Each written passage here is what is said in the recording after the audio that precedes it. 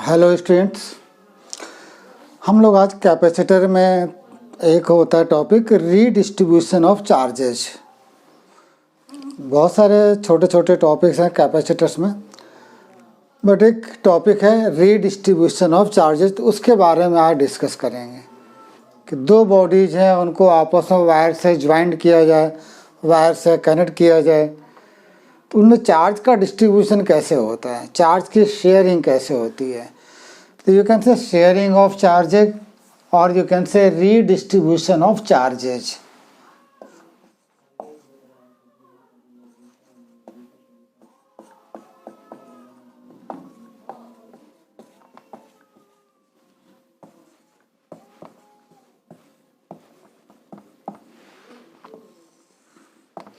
Charges का distribution. Okay, अब दो बॉडीज हैं, दो बॉडीज में से किसी भी शेप की बॉडी ले सकते हैं। सपोज हम लोग स्फेरिकल बॉडी लेते हैं, दो कंडक्टिंग स्फेयर लेते हैं। सपोज एक कंडक्टिंग स्फेयर ये, सेकंड कंडक्टिंग स्फेयर ये। एक का रेडियस r1, दूसरे का रेडियस r2। सपोज एक पर चार्ज q1 प्रोवाइड किया और दूसरे पर चार्ज q2 प्रोवाइड किया। एक स्फेयर का पोटेंशियल V1, दूसरे स्फेयर का पोटेंशियल V2। एक का कैपेसिटेंस C1 यू कैन से, दूसरे का कैपेसिटेंस C2। तो ये कंसीडर कर लिया कि दो कंडक्टिंग स्फेयर हैं, एक का कैपेसिटेंस C1, दूसरे का कैपेसिटेंस C2। एक का रेडियस R1, दूसरे का रेडियस R2। एक पर चार्ज Q1 प्रोवाइड किया, दूसरे पर चार्ज Q2 प्रोवाइड किया। एक का पोटेंशियल V1, दूसरे का पोटेंशियल V2। अब इनको अगर आप वायर से टच कराएं, वायर से कनेक्ट करें, वायर से कनेक्ट करें या फिर इनको आपस में टच कराएं, तो एक से दूसरे में चार्ज ट्रांसफ़र होने लगता है। और आप जानते हो कि चार्ज का फ्लो, नॉर्मली पॉजिटिव चार्ज का flow always from high potential to low potential. जो चार्ज का फ्लो होता है वो हमेशा हाई पोटेंशियल से लो पोटेंशियल की तरफ, पॉजिटिव चार्ज। नेगेटिव चार्ज का फ्लो होता है from low potential to high potential. तो अब देखा जाए तो पूछा है कि इनमें से चार्ज का फ्लो कहाँ से कहाँ होगा, कोई आइडिया नहीं है, क्योंकि हमें ये नहीं पता है कि किसका पोटेंशियल ज़्यादा है, किसका पोटेंशियल कम है। सपोज कर लिया V1 ग्रेटर देन V2। अब हमने एज्यूम कर लिया V1 ग्रेटर देन V2। जब V1 greater than V2 assume कर लिया, तो अब बता सकते हो चार्ज का फ्लो किधर होगा। तो पॉजिटिव चार्ज किधर मूव करेगा, from high potential to low potential. Suppose एक बॉडी ये थी फर्स्ट, सेकंड बॉडी ये है 2। चार्ज का फ्लो यहाँ से आ गया। बिल्कुल उसी तरह से जैसे लिक्विड का फ्लो या वाटर का फ्लो जो होता है वो हमेशा high level to low level, उसी तरह से पॉजिटिव चार्ज का flow from high potential to low potential. अब ये चार्ज का फ्लो, चार्ज का ट्रांसफ़र तब तक होता रहेगा जब तक कि दोनों का पोटेंशियल सेम नहीं हो जाता है।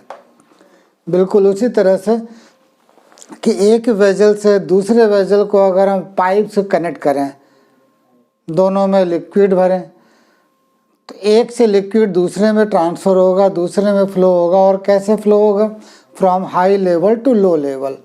और तब तक फ्लो होगा जब तक कि दोनों का लेवल सेम नहीं हो जाता है। उसी तरह से यहाँ पर भी एक से चार्ज का फ्लो दूसरे में होगा और तब तक जब तक कि दोनों का पोटेंशियल सेम नहीं हो जाता है। जब पोटेंशियल सेम हो जाता है, that potential is called common potential और you can say final potential. उसी को बोलते हैं कॉमन पोटेंशियल या फाइनल पोटेंशियल।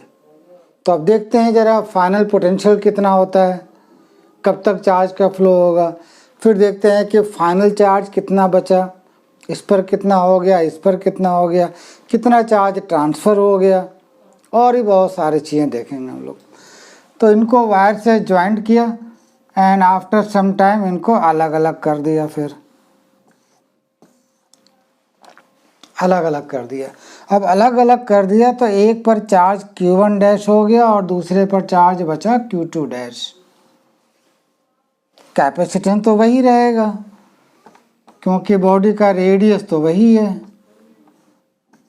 तो कैपेसिटेंस तो बदलेगा नहीं, क्योंकि जानते हो स्फेरिकल कैपेसिटर, स्फेरिकल कंडक्टर है, कोई स्फेरिकल कंडक्टर है या कंडक्टिंग स्फेयर है, उसका कैपेसिटेंस कितना होता है 4 pi epsilon not into R. तो जब रेडियस सेम रहा तो कैपेसिटेंस भी सेम होगा, कैपेसिटेंस चेंज नहीं होगा। ओके, तो C1 C2 कैपेसिटेंस तो वही रहा, बट हाँ इसका पोटेंशियल V1 था, इसका पोटेंशियल V2 था। High potential to low potential charge का फ्लो हुआ, तब तक फ्लो होगा जब तक कि पोटेंशियल सेम नहीं हो जाता है। मान लो इसका पोटेंशियल V हो गया, इसका पोटेंशियल भी V हो गया, अब दोनों का पोटेंशियल कैसा, इक्वल। जब दोनों का पोटेंशियल इक्वल हो गया तो क्या चार्ज का फ्लो होगा, नहीं होगा। That potential V is called common potential, this V is called common potential.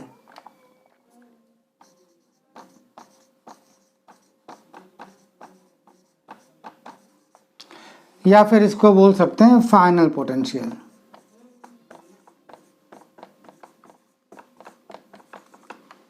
तो पहला काम तो ये है कि आप फाइनल पोटेंशियल निकालते हैं जरा। तब उसमें कॉन्सेप्ट क्या लगाओगे, तो चार्ज यहाँ से यहाँ ट्रांसफ़र हुआ, और कब तक ट्रांसफ़र हुआ, जब तक कि पोटेंशियल सेम नहीं हो गया। बट चार्ज का लॉस तो नहीं हुआ, चार्ज हवा में तो नहीं उड़ा। तो एक लॉ हम लोग पढ़ते हैं इलेक्ट्रोस्टैटिक में, law of conservation of charges. तो law of conservation of charges use करो यहाँ पर, और वो यूज करने के लिए आप क्या करोगे, initial amount of charge equal to final amount of charge. क्या मतलब हुआ, इनिशियल चार्ज जितना था पहले टोटल, वही चार्ज बाद में भी होगा। तो क्या यूज करें, law of conservation of charges.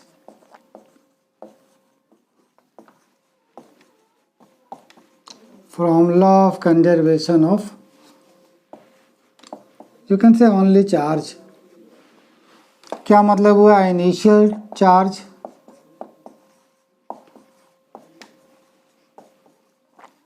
Initial total charge equal to final total charge.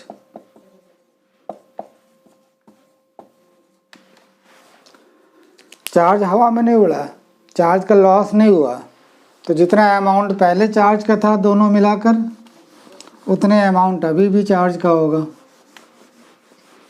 Charge का अमाउंट सेम होगा।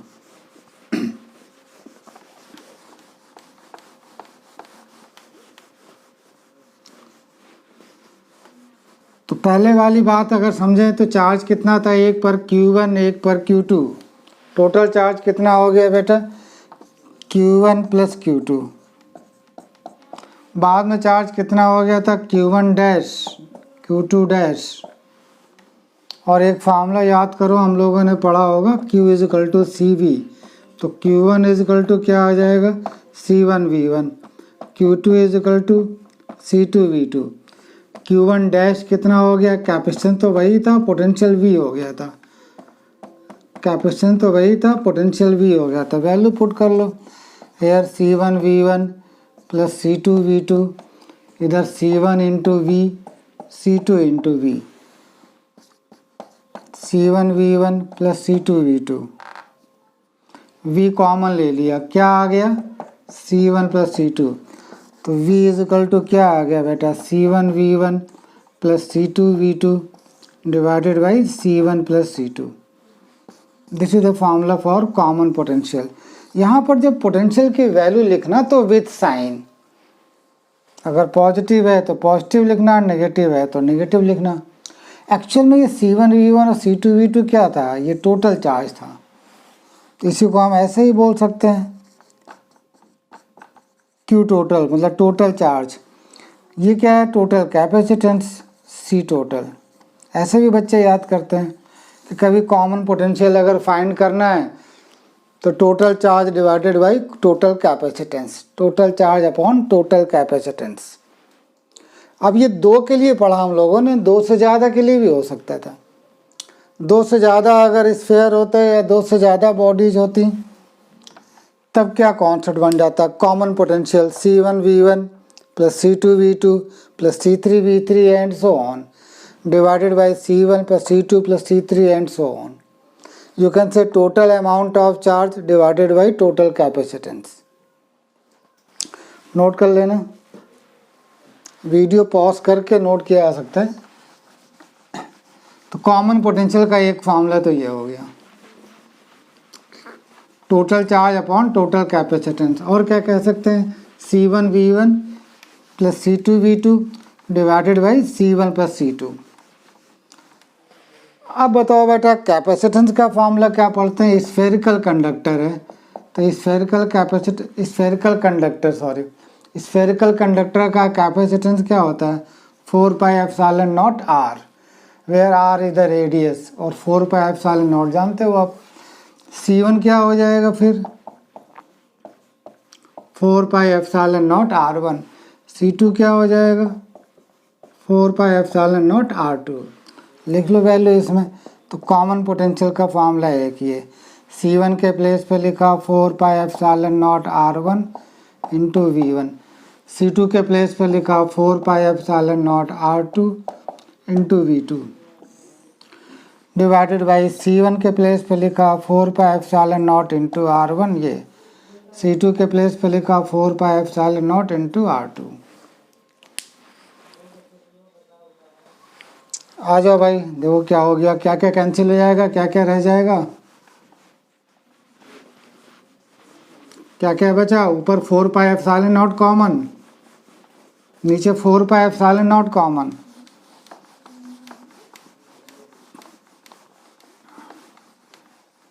ऊपर नीचे 4πε0 कॉमन लिया, कैंसिल। क्या बचा रहेगा फिर हमारे पास, कॉमन पोटेंशियल का फॉर्मूला ये R1V1 plus R2V2 divided by R1 plus R2।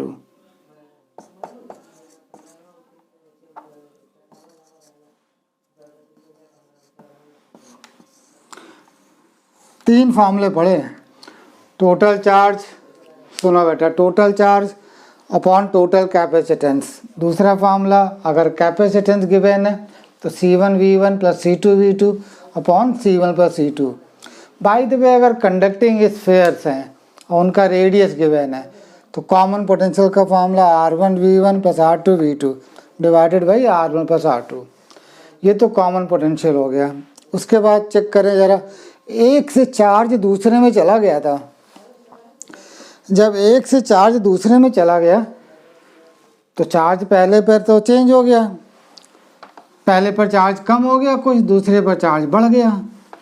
कितना फाइनल चार्ज हो गया, you can calculate.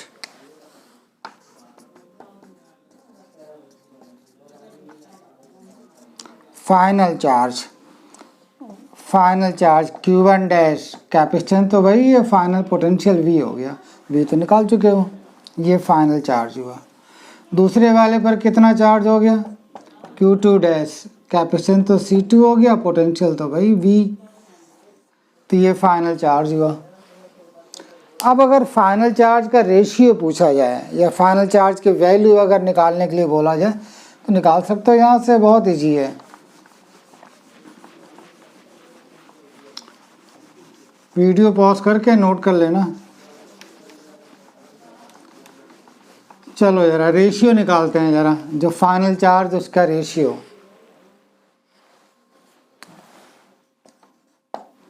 Q1 dash upon Q2 dash, इधर आ गया C1V divided by C2V, V से V कैंसिल, क्या आ गया, Q1 dash upon Q2 dash, C1 upon C2, एक formula ये।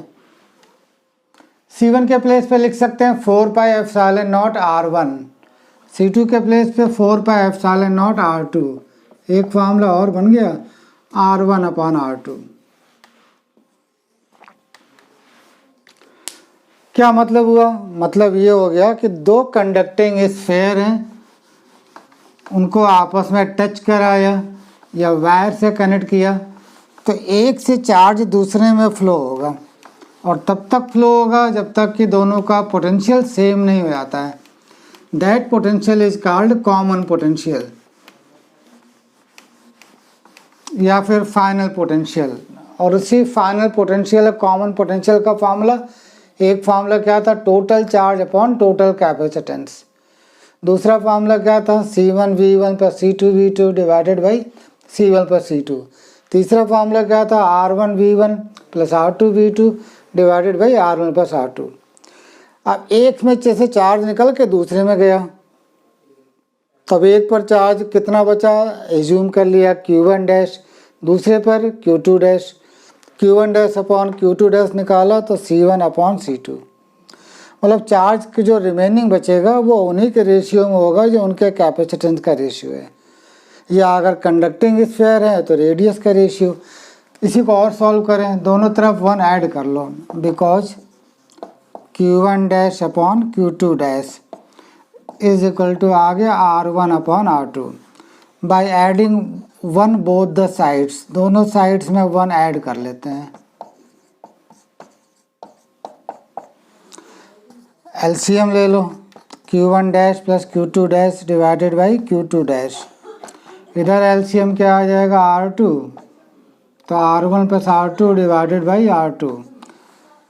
अब Q2 डैश निकल आएगा यहाँ से, Q2 डैश देखना बेटा ध्यान से, Q2 डैश क्रॉस मल्टीप्लिकेशन करें, ये क्या है, ये टोटल चार्ज है, तो Q2 डैश रिजल्ट ये आ गया R2 divided by R1 plus R2 multiply by Q total.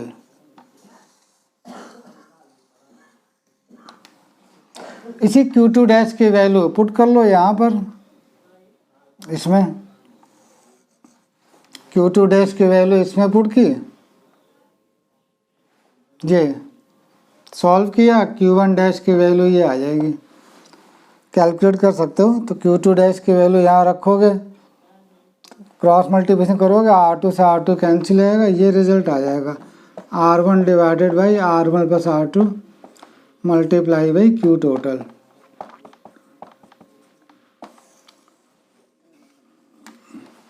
कुल मिलाकर ये हमें समझना है कि दो charge bodies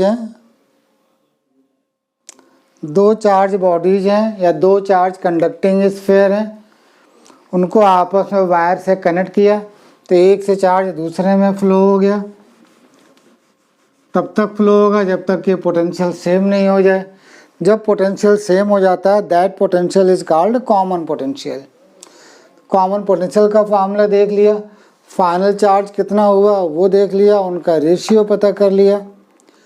amount of charge अगर मैग्नीट्यूड फाइनल निकालना हो तो एक बहुत इंपॉर्टेंट फार्मूला होता है ये, तो ये आप ऐसे याद कर लेना इसको अंडरलाइन करके कि फाइनल चार्ज Q1 डैश कितना आया, R1 upon R1 plus R2 multiply by Q total, और दूसरे पर चार्ज कितना आया, R2 upon R1 plus R2 multiply by Q total. ये बहुत इंपॉर्टेंट है result. Final charge, amount of final charge,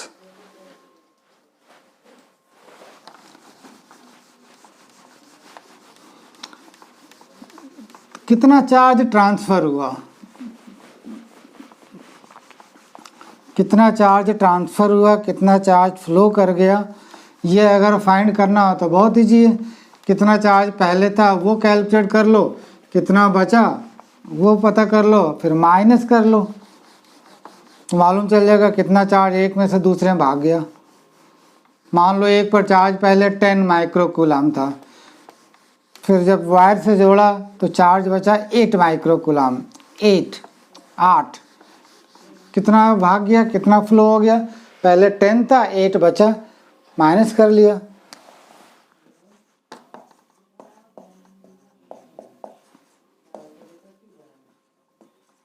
amount of charge flow, एक पर चार्ज Q1 था, कितना बचा था Q1 डैश, ये हो गया, कम हो गया, Q1 था चला गया तो Q1 डैश बचा तो माइनस कर लिया। दूसरे पर चार्ज बढ़ गया तो इसी को ऐसे भी कैलकुलेट कर सकते हैं, Q2 डैश बाद वाला बढ़ गया, पहले वाला कम था, दोनों में से कोई एक फार्मूला लगा लोगे, कितना चार्ज फ्लो कर गया निकल गया। अच्छा, अब यहाँ पर चार्ज फ्लो हुआ था, चार्ज हमने फ्लो नहीं किया था, हम पकड़ के नहीं ले गए थे चार्ज को, सिस्टम ने चार्ज फ्लो किया। और जब सिस्टम ने चार्ज फ्लो किया तो work is done by the system. Work किया किसने? सिस्टम ने। जब सिस्टम ने वर्क किया तो सिस्टम की एनर्जी कम हो जाएगी। तो कितने एनर्जी कम हो गई उसी को बोलेंगे energy loss. In this process energy loss, इस प्रोसेस में एनर्जी लॉस कितना हुआ? तो एनर्जी लॉस, जब भी लॉस निकालना हो तो क्या करते हैं? Initial minus final. लॉस निकालना हो तो इनिशियल माइनस फाइनल, और गेन निकालना हो कितना गेन हुआ, कितना बढ़ गया, तो final minus initial, energy loss.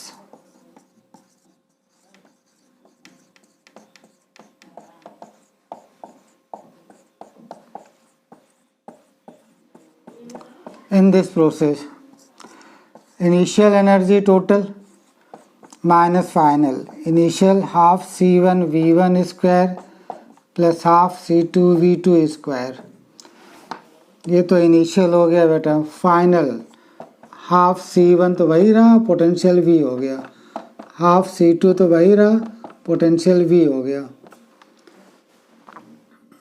अब यहाँ से V की वैल्यू पुट कर लेना, सॉल्व करोगे रिजल्ट ये आ जाएगा, half C1 C2 divided by C1 plus C2 multiply by V1 minus V2 whole square.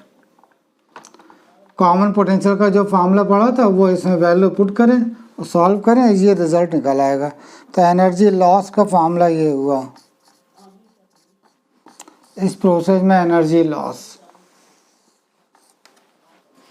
इतनी बात याद रखेंगे डिस्ट्रीब्यूशन ऑफ चार्जेस में। अब अगर हम प्रॉब्लम करना चाहें, कोई एग्जाम्पल देखना चाहें, तो एक एग्जाम्पल देख सकते हैं यहाँ पर।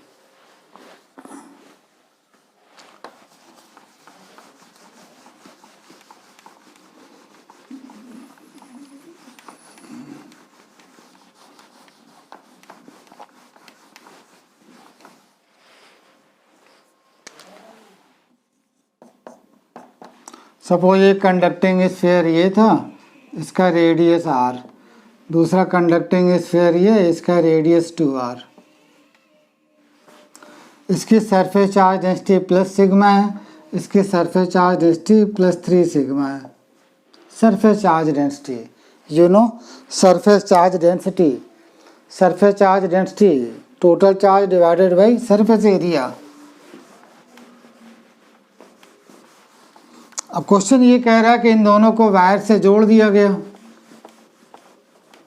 इनको वायर से टच करा, वायर से कनेक्ट कर दिया या आपस में टच कराया?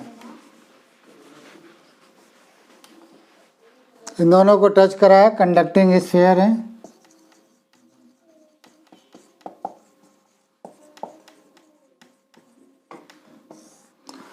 इनको टच करा दिया आपस में।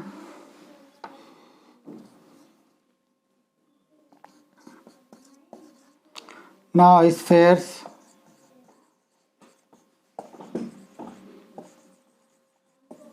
are placed in contact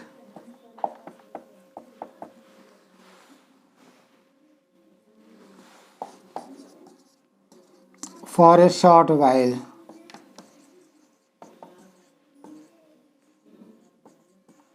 and separated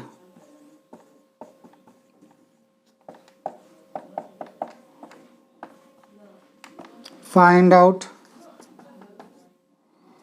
final surface charge density।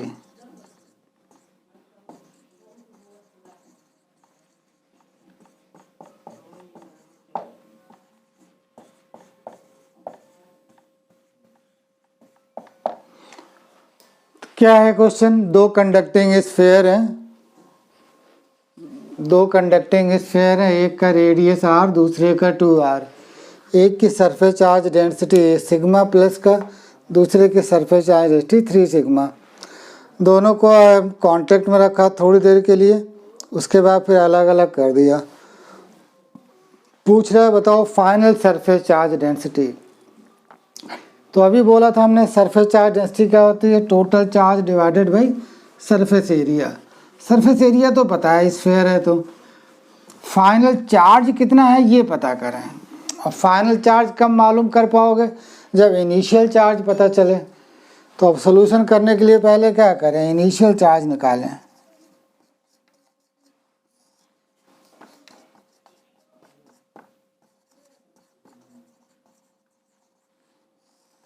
Initial charge मान लो इस पर चार्ज Q1 हो गया, इस पर चार्ज Q2। पता तो ही है सबको सरफेस चार्ज डेंसिटी क्या होता है, charge divided by surface area. तो Q इज इक्वल टू क्या हो जाएगा, सिग्मा इंटू ए। Q1 निकालो जरा, Q1 सरफेस चार्ज डेंसिटी तो सिग्मा है, एरिया कितना हो गया बेटा, सरफेस कैसा है इसका, स्फेरिकल, तो स्फेयर का surface area 4 pi are square. दूसरे पर चार्ज कितना हो गया भाई, surface charge density 3 sigma, surface area 4 pi are square, R कितना है 2r। अब तो कैलकुलेट कर सकते हो, ये कितना हो गया 4 pi are square into sigma, ये कितना हो गया 2 2 जा 4, 2 2 जा 4, 4 4 जा 16, 16 multiply by 3, 48, 48 pi are square sigma. ये चार्ज आ गया, इनिशियल चार्ज कितना था। अब फाइनल चार्ज निकाल लो, बहुत ईजी है, डायरेक्ट फार्मूला याद करो फाइनल चार्ज का।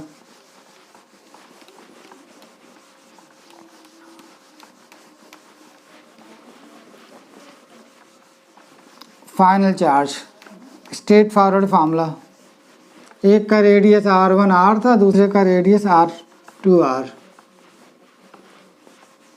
कैलकुलेट करें फाइनल चार्ज।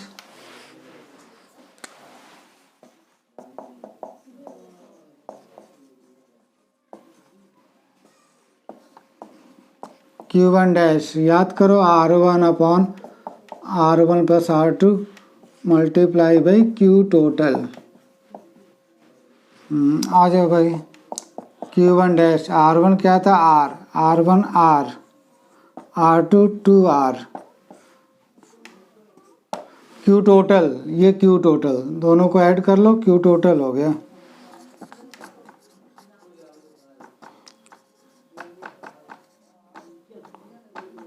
कितना आ गया Q टोटल भाई, इन दोनों को ऐड कर लो तो 52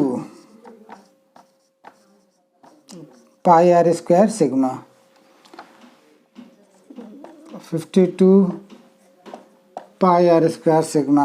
चेक करो Q1 डैश कितना आया, R2 3R हो गया, ये 3R से R ये कैंसिल हो गया भाई, by 3 52 pi are square sigma divided by 3, ये Q1 डैश।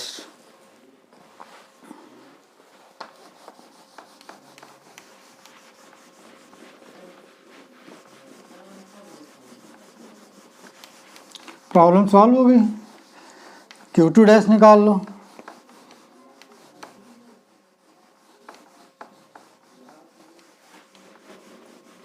Q1 डैश आ गया तो फिर सरफेस चार्ज डेंसिटी भी तो निकल आएगी फाइनल।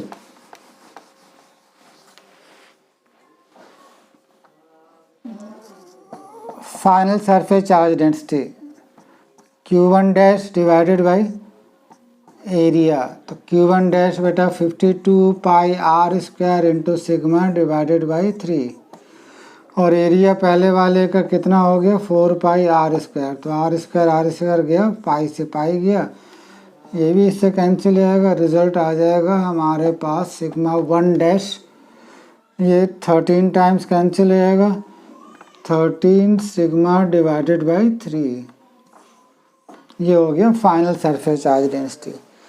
दूसरे वाले पर फाइनल चार्ज निकालें Q2 dash R2 divided by R1 plus R2 into Q total. R2 कितना था 2R, R1 कितना R, ये कितना 2R, ये 52 pi are square into sigma, कितना बचा बेटा Q2 डैश 3R, ये 104 divided by 3 pi are square into sigma, ये Q2 डैश। अब जब Q2 डैश आ गया तो उसके बाद तो फिर problem solve. Surface charge density निकाल लो।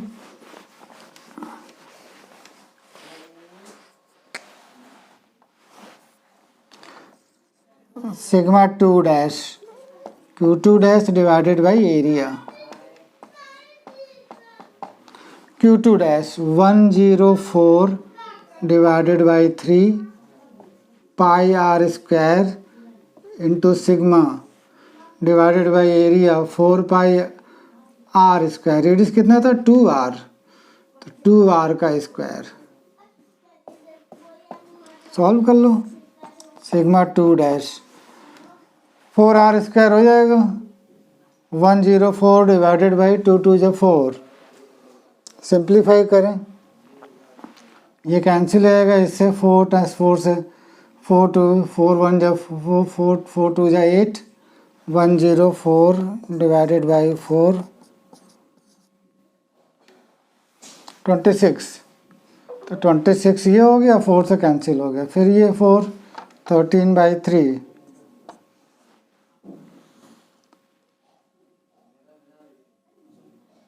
एक तो कैंसिल हो जाएगा, ये 26 हो गया, और फिर ये डिवाइडेड बाई, तो आ गया 26, तो ये हो गया, एक 4 गायब हो गया, 26 पाई आर स्क्वायर, तो पाई कैंसिल हो गया, आर स्क्वायर भी कैंसिल हो गया, 26 सिग्मा डिवाइडेड बाई 3 और एक डिवाइडेड बाई 4 तो बचेगा भाई। तो सिग्मा 2 डैश इतना आ गया,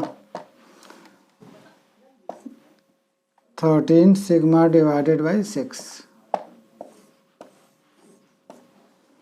फाइनल सरफेस चार्ज डेंसिटी। इस तरह से कैलकुलेशन कर सके, आप कैलकुलेट कर सकते हो, जो भी वैल्यू गिवन हो, न्यूमेरिकल वैल्यू गिवन हो, न्यूमेरिकली सॉल्व कर सकते हैं। दैट्स ऑल, नोट कर लेना इसको।